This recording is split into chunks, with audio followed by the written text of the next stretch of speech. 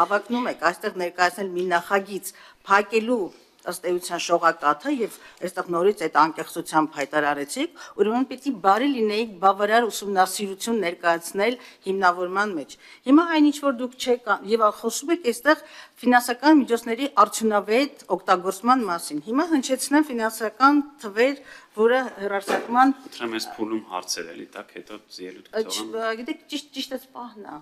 Խնդրում եմ թույլ տաք ես շարունակել, ես կաշխատում շատ համառոտ լինել, իհարկե ելույթ էլ կունենամ, ուրեմն պետբյուջեից այս հեռուստաընկերությանը հատկացվում է 221 միլիոն դրամ, առանց ԱՀ 184 միլիոն։ Եվ ուշադրություն, օրական 14 ժամ շողակաթի հեռարձակված ուրեմն արտադրանքի մեջ ընդամենը, ոչ թե ընդամենը, օրական 14 ժամ տևողությունը ուրեմն տրամադրվում է կամ ծածկում է շողակաթի արտադրանքը։ Եվ պետության վնասների մասին, եթե խոսում ենք պետության վնասների մասին, բոլորովին հակառակն է, կամ մեր բյուջեի ավելի շուտ այսպես ասեմ, որ ուրեմն այս ամբողջ 14 ժամն անգամ 365, եթե բազմապատկենք մոտարապես 5000 ժամ եւ ավելի է լինում, 5200 ժամ կարծես թե հաշվեցի, ուրեմն ամբողջ մեկ տարվա համար այդ տեսապրոդուկտին, տեսաարտադրությանը ուշադրություն Հայաստանի Հանրապետության բյուջեից վճարվում է ընդամենը 600,000 դրամ գումար։ Սա ֆիքսենք։ Խոսեմ նաև այն բանի մասին, որ դուք ասում եք, որ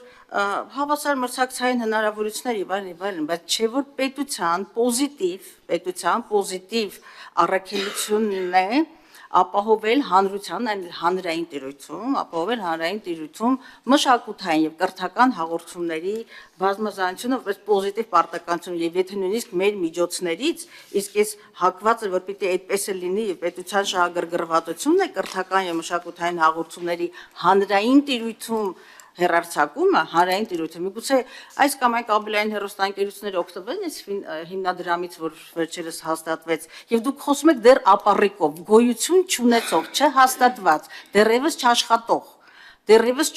դուք ապառիկի հույսերով փակում եք այսօր մի հեռուստաընկերություն, որը ունի այսպիսի հիմա ես կասեմ նաեւ թե ինչ ծավալներով հաղորդումներ է տարածում, եւ նաեւ ուզում եմ հնչեցնել այստեղ նախարարնել այստեղ ԿԳՄՍ-ի,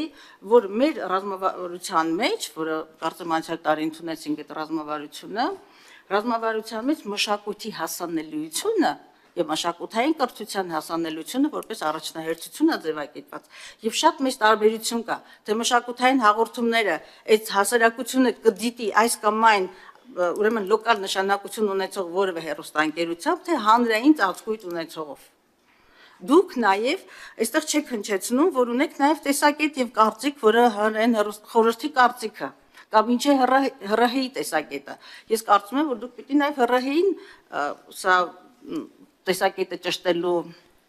փորձ անեք եւ այսօր հնչեր ՀՌՀ-ի տեսակետը եւ հանրային հեռուստարադիոյի խորհրդի տեսակետը, որը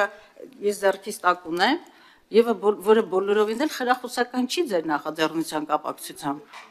Եվ շատ ես շնորհակալ եմ, որ դուք անկեղծ եք եւ թիրախային ասում եք, որ այո, սա ուղղված է շողակաթի դեմ։ Իսկ ես կարող եմ ավելացնել, այո, սա ուղղված է հայ առաքելական եկեղեցու դեմ թիրախավորված պայքարի, ես կասեի, ասպատակության շրջանակներում։